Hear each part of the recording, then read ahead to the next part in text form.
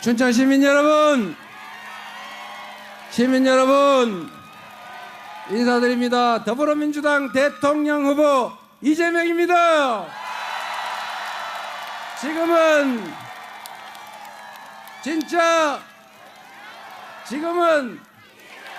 진짜 감사합니다. 오늘 여러분들을 뵈니까 새로운 나라가 확실하게 열릴 것 같습니다. 우리 최근에 보기 어렵던 분들이 많이 나타나셨는데, 우리 우상호 전 의원님 좀 전에 보이던데, 네, 우상호 의원님이 원래 고향이 강원도 철원, 네, 철원 분이시군요. 네, 우리 접경 지역에서 어릴 때 고생했을 것 같습니다. 우리 허영 의원님하고 유정배 우리 지역위원장님, 근데 유정배 지역위원장님도 상당히 훌륭하게 준비된 충직한 일꾼, 유용한 도구인데 왜 안 쓰셨어요? 다음에는 잘 부려먹기 바랍니다. 우리 두 분도 한번 박수 한번. 어디 가셨나?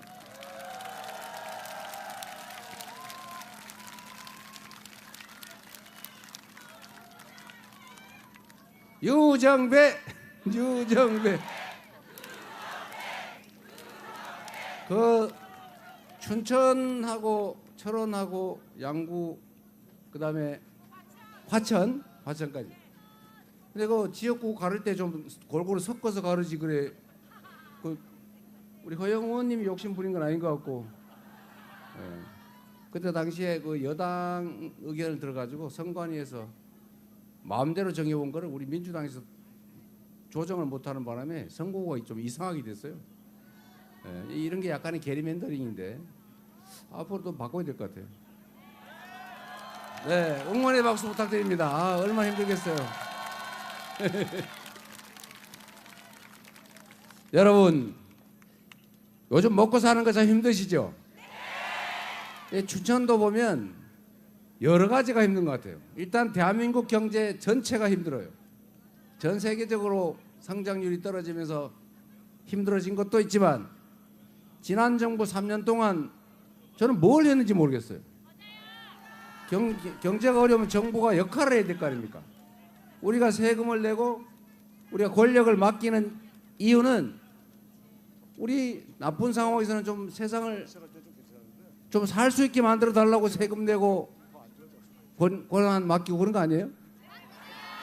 근데 이상하게 지난 3년 동안 제가 옆에서 보니까 뭐 말해도 소용도 없고 나 자꾸 죽이려고 그러고, 그래가지고 우리 할 일만 하고 있었는데 자유 이렇게 얘기하면서 사실은 방치, 방임 이러고 있더라고요. 이 방임과 방치, 각자도생, 밀림의 상태, 정글 이렇게 만드는 건 자유가 아니죠. 공정한 경쟁 환경을 만들고 불합리한 요소를 제거하고 합리적인 그런 사회 기반 위에서 사람들이 공정한 기회를 누려야, 평등한 환경이 만들어져야 진정한 자유가 있는 거 아닙니까? 이 자유라고 하는 것은 굶어 죽을 자유, 이런 자유가 아니에요. 싸구려 유통기간 지난 식품을 싸구려로 사 먹을 자유, 이건 자유가 아니죠. 고리대금업자한테 연 3,000% 이자를 뜯길 자유, 그런 건 자유가 아니죠. 뜯기지 않게 해줘야죠. 누구나 최소한의 금융을 이용할 그런 기회를 줘야 진정한 자유 아닙니까? 유통기간이 지나서 병 걸릴 가능성이 있는 그 위험을 감수하게 하는 게 그건 자유가 아니죠. 그거는 고통을 어쩔 수 없이 감내하게 만드는 방치죠. 싼 음식, 유통기간 지난 거를 더 싸게 사 먹을 수밖에 없는 상황을 만들지 않는 거, 이게 정부의 역할 아닙니까? 고리대금업자한테 고리를 뜯기지 않고도 금융을 이용할 수 있게 만들어 주는 것, 이게 정부의 역할이죠. 경기가 너무 과열되면 눌러주는 것처럼 경기가 나쁘면 세금으로 아니면 맡긴 권한으로 부양을 해줘야죠. 그래서 이 진폭을 줄여줘야 되는 거죠. 이게 정부의 역할인데 이 지난 3년간 정부가 한 일을 보면 그냥 자유 노래는 부르는데 실제로는 방치해서 진짜 자유를 대부분의 국민들에게서 뺏어버렸죠. 정부 역할을 포기해버렸다.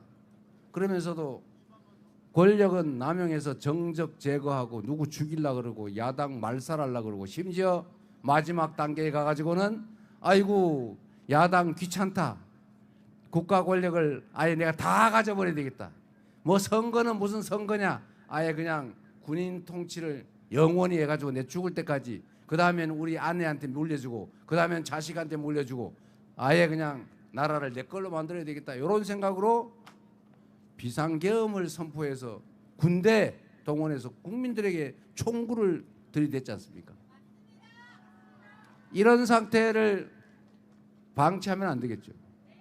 다행히 지난 12월 3일 밤에 우리 국민들이 열심히 목숨 걸고 장갑차 맞고 소총 부여잡고 말렸고 그리고 치열하게 광장에서 싸워서 결국 탄핵 의결하고 당시 여당이 극렬하게 반대했지만 결국 파면하고 또 석방되고 말았지만 여하튼 구속해서 기소하고 재판받고 있지 않습니까? 그러나 이게 끝입니까, 여러분? 끝이 아니죠. 아직도 내란 주범들, 주요 임무 종사자들은 어디에 숨어 있는지 그 전모가 어떻게 되는지 알지를 못하고 있어요. 진상을 정확하게 규명하고 상응하는 책임을 확실하게 묻고 제도 개혁을 통해서 다시는 이런 엉터리 민주주의를 훼손하고 국민의 인권을 침해하는 독재적 발상은 아예 실행할 수 없는 제도 보완하고 그리고 엄정하게 처벌해서 다시는 저런 짓 했다가는 인생 망하는구나 이런 생각 들게 만들어서 꿈도 꾸지 못하게 만드는 게 진정한 내란 극복 아니겠습니까?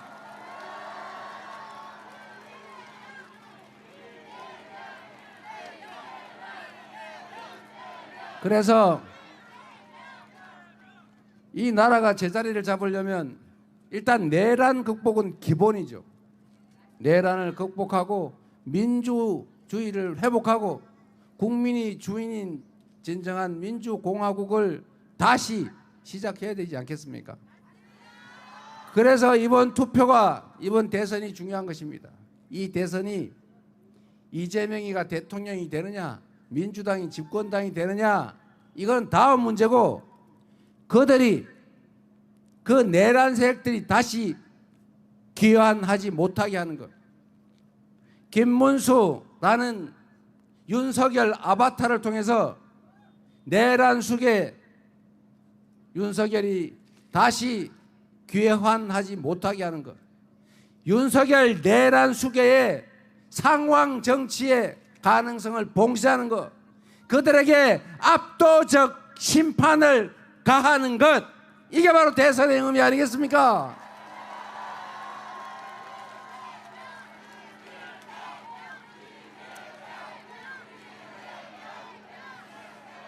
그리고 여러분, 국가가 존재하는 이유는 국민의 생명과 안전을 지키고 국민들이 서로 믿고 합리적으로 예측되는 사회 속에서 규칙을 지켰다고 손해보지 않고 규칙을 어겨서 이익 볼 수 없는 그런 질서 있는 세상을 만드는 것. 그리고 그 속에서 우리 국민들이 지금보다는 더 나은 삶을 살 수 있게 하는 것. 즉 민생을 개선하는 것. 그리고 그 민생의 가장 핵심이라고 할 수 있는 경제를 살리는 것. 이게 바로 정부가 해야 될 제일 중요한 3대 책임 아니겠습니까? 그런데 이 정부, 전 정부는 국민의힘 정권은 이 세 가지를 다 실패했거나 아니면 책임을 전혀 지지 않고 버렸어요. 첫째, 안보가 뭡니까? 안보. 우리 사회 공동체를 든든하게 지켜내는 건데 싸워서 이기는 거는 하책 중에 하책이에요.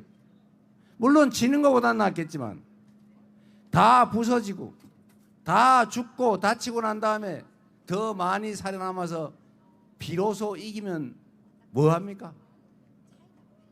싸워서 이기는 것보다 중요한 것은 싸우지 않고 이기는 것 아닙니까? 그리고 싸우지 않고 이기는 것도 중책에 불과해요. 진짜 안보, 가장 안전한 공동체는 싸울 필요가 없는 상태, 즉 평화 상태를 만드는 것이다. 맞습니까, 여러분?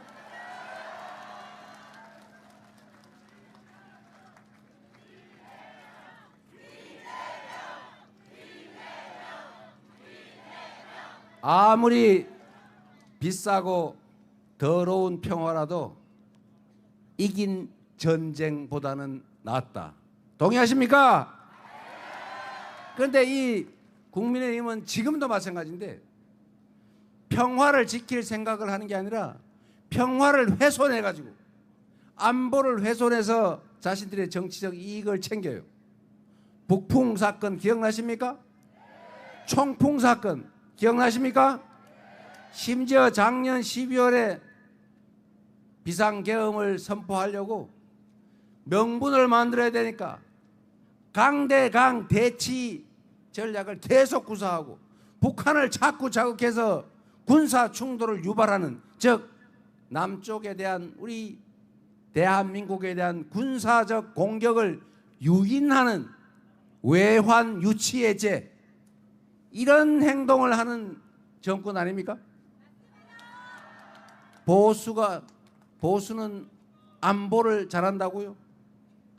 천만에 만만의 콩떡이죠.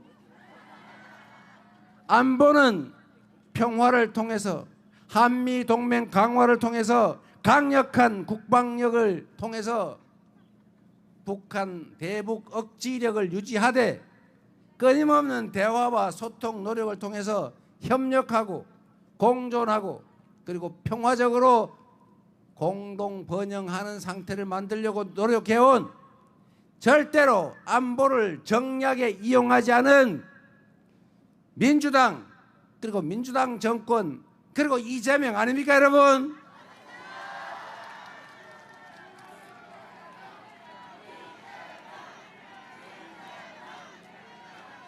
그런 걸 보면 확실히 안보는 민주당이죠. 그리고 여러분, 이 안보는 대한민국 경제와 아주 밀접한 관련이 있어요. 우리 모두 알고 있지 않습니까? 휴전선에서 자꾸 티격태격하고 전쟁 발발 가능성이 높아지면 이 국제화된 사회 세상에서 외국인 투자자들이 철수해요. 신규 투자를 망설여요. 주가가 떨어져요. 수출이 잘 안 돼요. 똑같은 조건이면 안정된 나라하고 하지, 전쟁 나가지고 언제 생산 기반이 무너질지 모르는 그런 나라에 기업하고 가능하면 피하려고 하겠죠. 그래서 안보가 곧 경제고 평화가 곧 밥이에요. 맞습니까? 그리고 우리 기억해야 됩니다. 평화가 구축될 때 이 휴전선에 접한 강원도, 경기 북부 이쪽에 경기가 좋아지고 하다못해 땅값도 오르고 관광객도 많이 오고 그러지 않습니까? 평화가 곧 경제라는 사실을 이 접경 지역은 더 잘 느낄 수가 있죠. 그런데 접경 지역일수록 왜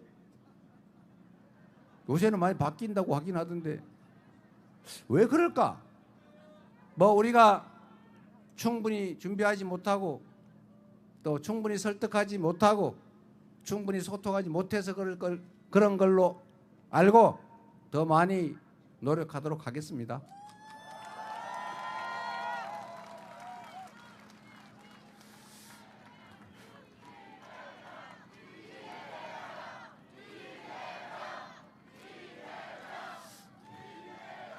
그래서 이 춘천이나 철원, 화천, 양구, 인제, 고성, 뭐 저쪽 북쪽 다 이게 한반도의 분단, 그리고 이 대한민국의 안보 때문에 정말로 특별한 희생을 치러왔잖아요. 제가 아까 얘기하다 말았는데 춘천이나 이 접경 지역은 대한민국 경제를 이 전 정권이 국민의힘이 관심 없이 내버려 두는 바람에 경제가 전체적으로 나빠지니 1차적으로 피해를 입고, 두 번째로 피해를 입는 게 지방이라고 피해를 입었지 않습니까? 대한민국은 자원이 부족하고 기회가 부족하다 보니까 소위 불균형 성장 전략, 아니고 그냥 일상적 용어로 하면 몰빵 전략을 통해서 수도권, 대기업 몇 개, 특권 계층 몇 사람, 여기에 집중적으로 기회를 주고 몰아왔어요. 그래서 효율적으로 빨리 성장했어요. 그리고 분수 효과라고 거기서 떨어지는 꽃물 비슷한 이익으로 많이 국민들이 혜택을 봤죠. 이게 대한민국 성장에 상당히 큰 효과를 봤는데 이제는 그게 한계에 도달했어요. 춘천에는 땅 한 평이 아마 뭐 100만 원, 200만 원이면 웬만한 임야 뭐 공장 지을 만한 땅 구할 수 있을 것 같은데, 저 서울 경기도 일대를 가면 개발도 아예 못하는 임야가 500만 원씩이에요. 아파트 한 평에 막 3억 가까이 해요. 그런 지역에서 국제적 경쟁력을 가질 수 있겠습니까? 막 미어 터지고 있어요. 거기는 무슨 GTX 노선 하나 만드는데 7조 원에서 막 12조 원씩 들어요. 이 춘천 강원도는 500억 1000억이 없어가지고 손가락 빨고 있는데,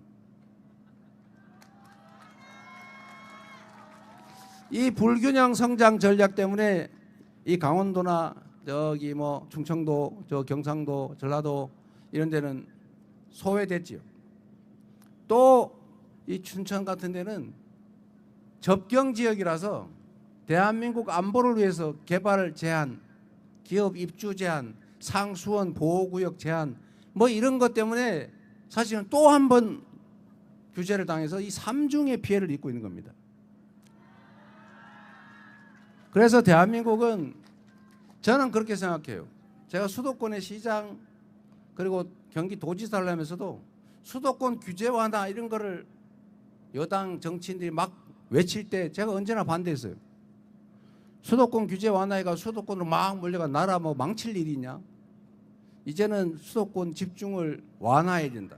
지방도 함께 사는 균형 발전 전략으로 대전환을 하지 않으면 대한민국이 더 이상 지속적으로 성장할 수 없다.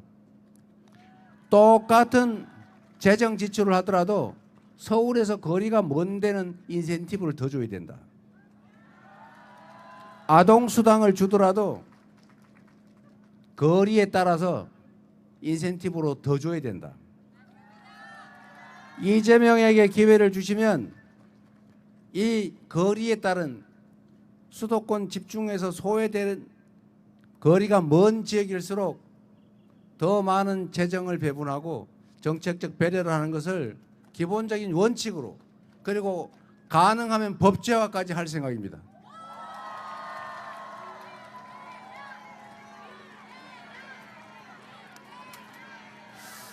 이게 여러분 듣기 좋으라고 여러분께만 드리는 말씀이 아니고, 제가 드리는 말씀은 지금 유튜브 방송을 통해서 전국으로 서울, 경기도에도 다 가고 있어요. 왜냐하면 이미 합리적인 서울 수도권 거주자도 알고 있어요. 이 나라가 이런 식으로 수도권 1극 체제로 수도권 과밀을 벗어나지 못하고 계속 집중되고 지방은 소멸되게 되면 대한민국의 미래는 없다. 사람으로 치면 심장은 자꾸 커지는데 피가 몰려가지고 손발에는 피가 없어서 괴사를 한다.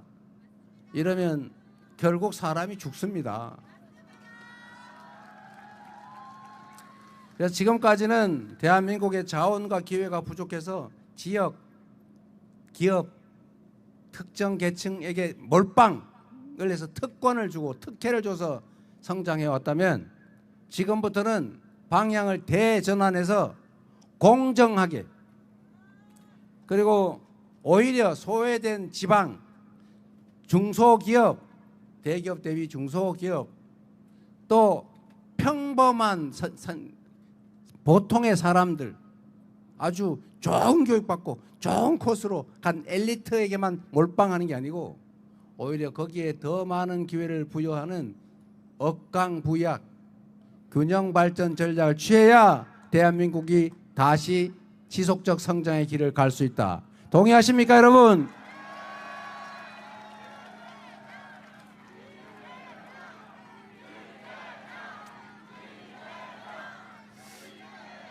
그래서 여러분, 정치는 최대 다수의 최대 행복, 더 많은 사람들의 더 많은 기회, 더 공정하고 더 합리적인 세상을 만들어서 규칙을 지켜도 손해보지 않겠다. 오늘보다는 내일이 낫겠다. 우리 자식은 나보다는 더 나은 삶을 살겠다라고 믿어지는 희망이 있는 세상, 우하향 세상이 아니고 우상향하는 세상이라고 믿어지게 해야, 그렇게 해야 세상이 살만하게 되고, 그걸 만드는 게 바로 정치고, 그거를 잘할 정치 집단이 바로 민주당이고, 그거를 잘 해낼 대통령 후보가 바로 누구라고요?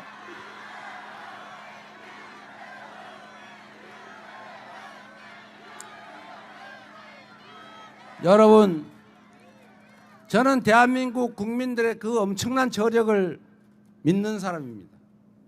독재도 이겨냈고 정말로 열심히 일해서 산업화에도 성공했고, 그리고 박근혜 국정농단도 이겨내고 현실의 권력자를 촛불을 들고 끌어냈고, 그리고 단 한 명의 피해자도 폭력 사건도 방화도 유리창 하나 안 깨지면서 이 응원봉으로 우리 여성 청년들을 중심으로 내란을 진압하고 쿠데타를 제압하고 이제 다시 민주적인 나라로 되돌아가려고 하는 위대한 국민, 위대한 나라 아닙니까?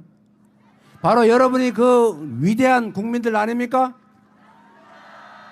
그래서 이 위대한 국민들의 힘을 한데로 모으면 서로 증오하고 혐오하고 편갈라 싸우고 이러지 않고 다름을 인정하고 적정하게 몫을 인정해서 나누고 차이를 극복하기 위해서 토론하고, 그리고 좁히고 양보하고 타협하고, 그래도 안 되면 마지막에는 국민 다수의 의견에 따라서 결정하고 또 그 결정을 따라주는 이런 합리적인 세상을 꼭 만들어야 되지 않겠습니까? 저는 그렇게 할 수 있다고 믿어요. 여러분은 그럴 준비가 돼 있습니다. 정치만 바뀌면 대한민국 국민들은 이 합리적인 세상을 수용하고 그 속에서 남의 것을 탐하지 않고 타인의 것을 뺏지 않고 최선을 다해서 함께 성실하게 살아갈 준비되어 있지 않습니까? 이재명과 민주당은 지금까지 있어왔던 이 분열과 갈등, 대립, 혐오, 증오를 넘어서서 함께 손잡고 어우러져 살아가는 그런 세상, 국가의 모든 권력과 예산, 역량이 오로지 국민만을 위해서 제대로 쓰여지는 진정한 민주공화국, 진짜 대한민국을 향해서 나아갈 것입니다. 그 기회를 한번 만들어 주시겠습니까?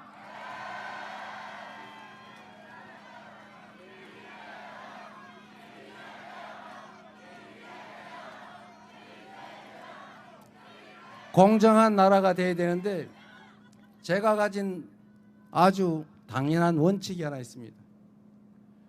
특별한 희생에는 특별한 보상을. 우리 공동체 모두를 위해서 어쩔 수 없이 특별한 희생을 치르는 사람들 또는 지역이 있어요. 안보를 위해서, 대한민국 모두의 안보를 위해서 군사 규제를 감수하는 지역, 누군가 깨끗한 물을 먹기 위해서 개발이 제한되는 피해를 입는 상수원 보호구역, 모든 사람의 쓰레기를 처리해 주기 위해서 쓰레기 소각장을 지을 수밖에 없었던 지역, 그리고 주민들, 예를 들면 화장터를 만들어야 되는데 싫지만 수용해야 되는 그 지역들에게 그에 상응하는 피해, 보상하기 위해서 우리 모두가 얻게 되는 편익의 일부만 떼어서 충분히 보상하면 함께 살 수 있지 않습니까? 접경 지역에 대해서 지금까지의 희생엔 대책이 없지만, 그러나 이제 그런 특별한 희생을 강요하지 않고도 충분히 함께 살아갈 수 있을 만큼의 역량이 되는 대한민국이다. 그래서 이런 전체를 위해서 소수가 특정 지역이 희생되지 않게 하고, 희생이 불가피하다면 상응하는 보상을 반드시 해서 억울한 지역도 억울한 사람도 없는 그런 대한민국 꼭 만들겠습니다, 여러분.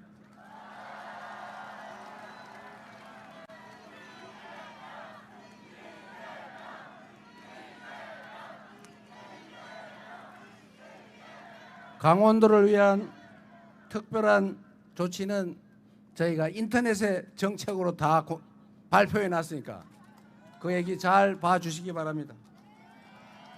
어쨌든 강원도의 특성을 고려한 관광 인프라 확충이나 교통망 확충을 통해서 문화 관광 벨트로 만드는 것, 그리고 천혜의 자원을 활용한 동해안 지역의 수소산업 발전이나 또는 해상풍력, 에너지 산업, 재생에너지 산업, 이런 강점을 가진 산업들이 특별한 지원 속에 새롭게 입주할 수 있도록 국가 정책을 제대로 정하겠습니다. 그리고 여러분, 희망을 가지면 좋겠습니다. 똑같은 조선에서 백성을 수백만을 죽음으로 몰아넣은 선조 같은 무능하고 무책임한 왕도 있지만, 그 똑같은 조선에서 누구나 인정하는 동아시아 최대 부흥을 이뤄낸 정조 같은 애민 군주도 있지 않습니까?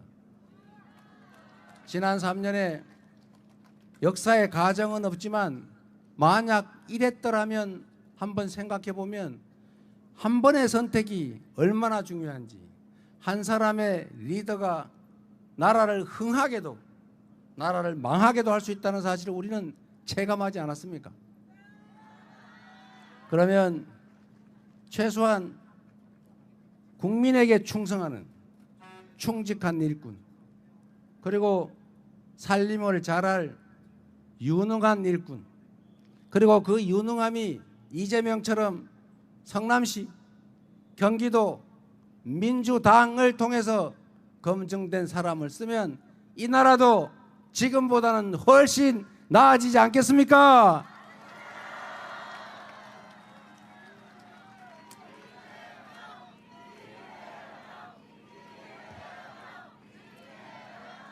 그리고 자꾸 저보고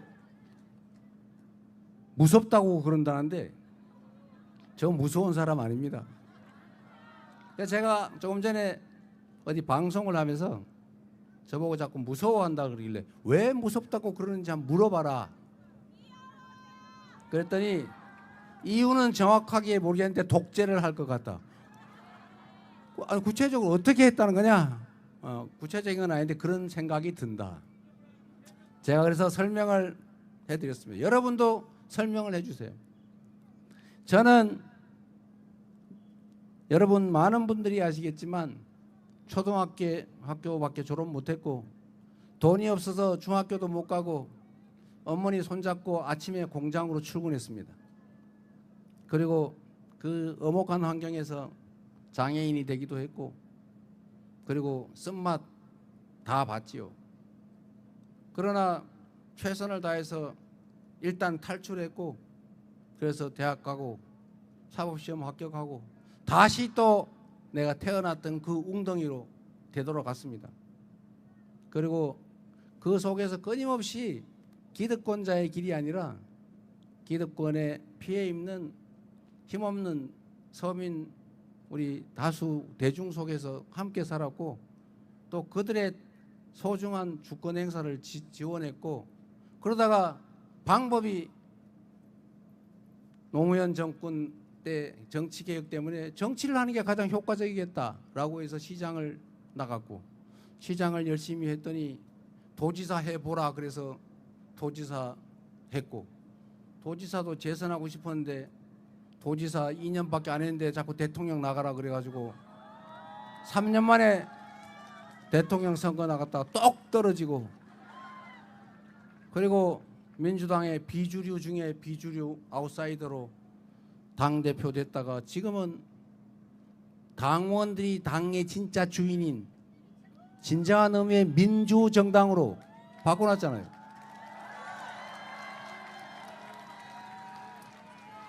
우리 국민들께서 저 이재명에게 기대하는 바는 저는 그런 거라고 생각해요. 제가 시장을 하면서 권력을 남용한 일 없습니다.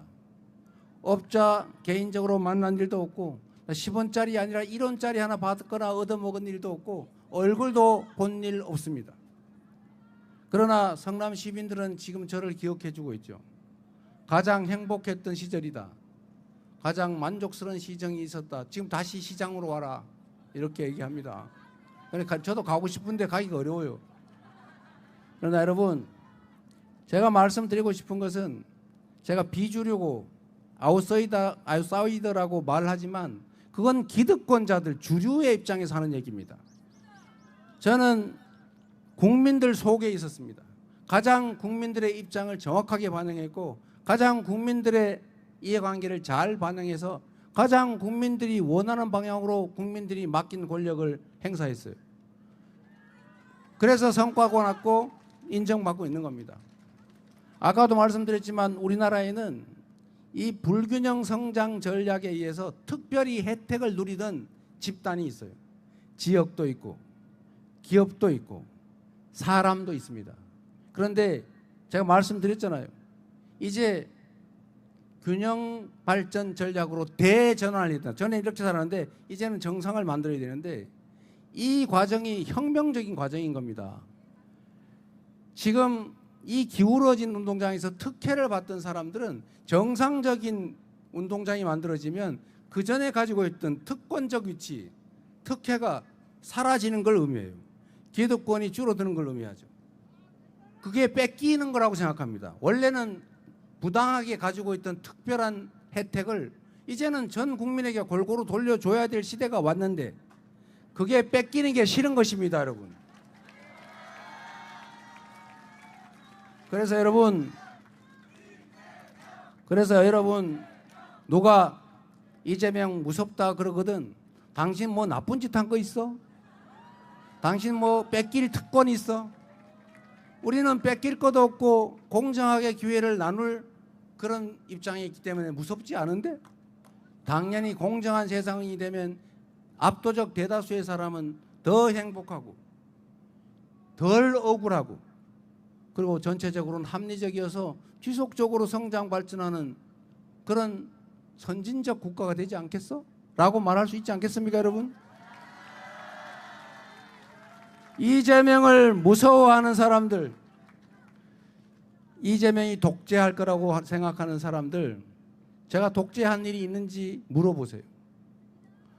공천할 때 무슨 비명행사 이런 거짓말 많이 했는데 당원들이 다 경선에서 떨어졌지 제가 누구 꽂고 자르고 했습니까? 다 당원들이 한 일이잖아요. 가장 민주적인 방법으로 많이 바꿨죠. 많이 바꾼 게 죄입니까? 국가도 마찬가지로 앞으로는 국민의 뜻에 따라 국민의 의지가 가장 존중되는 그런 나라 만들어야죠. 그게 민주국가 아닙니까? 그게 민주공화정 아닙니까? 그게 진짜 대한민국 맞습니까?